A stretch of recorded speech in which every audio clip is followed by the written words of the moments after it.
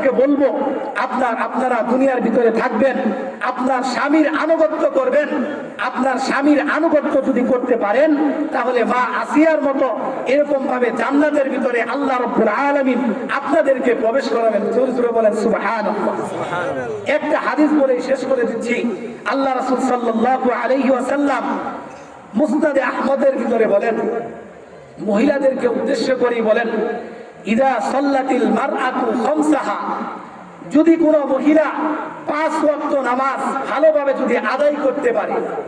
কয় ওয়াক্ত নামাজ বলেন তো দেখি?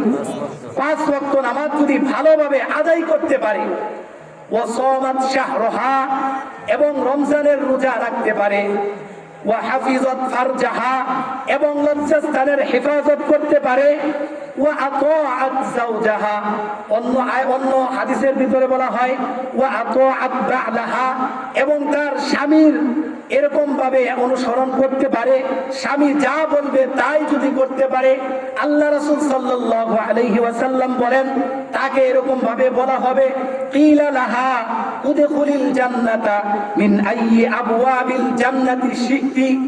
এই কাজগুলো যদি কোনো মহিলা করতে পারে, তাহলে আল্লাহ রাসূল বলেন, তাকে বলা হবে, তুমি জান্নাতের যে দরজা দিয়ে ইচ্ছা সেই দরজা দিয়ে তুমি জান্নাতের ভিতরে প্রবেশ করো। জোরে বলেন সুবহানাল্লাহ। এই কাজগুলো যদি আমাদের পর্দার আড়ালের মা বোনেরা করতে পারে, তাহলে আল্লাহ রাব্বুল আলামিন তাদেরকে এরকম ভাবে অনুমতি দিয়ে দিবেন যে তোমরা জান্নাতের যে কোনো দরজা দিয়ে চাইলে প্রবেশ করতে পারো। আল্লাহ রাব্বুল আলামিন আমাদের সকলকে যে কথাগুলো বলা হলো, সর্বপ্রথম আমাকে, তারপর আপনাদের সকলকে আমল করার জন্য তৌফিক দান করুন। সকলেই করি আমিন। ওয়া আখিরু দাওয়ানা আনিল হামদুলিল্লাহি রাব্বিল আলামিন।